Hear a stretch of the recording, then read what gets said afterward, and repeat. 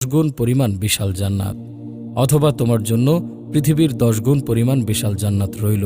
তখন সে বলবে, হে প্রভু, তুমি কি আমার সাথে ঠাট্টা করছ, অথবা আমার সাথে হাসি মজাক করছ? অথচ তুমি বাদশাহ, হাসি ঠাট্টা তোমাকে শোভা দেয় না।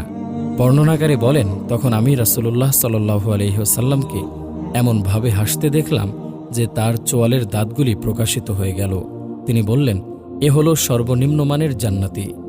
এ জান্নাতি যখন জান্নাতের বাসস্থানে প্রবেশ করবে, তখন তার 2টি হুরি স্ত্রী তার নিকট এসে বলবে, সেই আল্লাহর প্রশংসা যিনি তোমাকে আমাদের জন্য এবং আমাদেরকে তোমার জন্য বাঁচিয়ে রেখেছেন।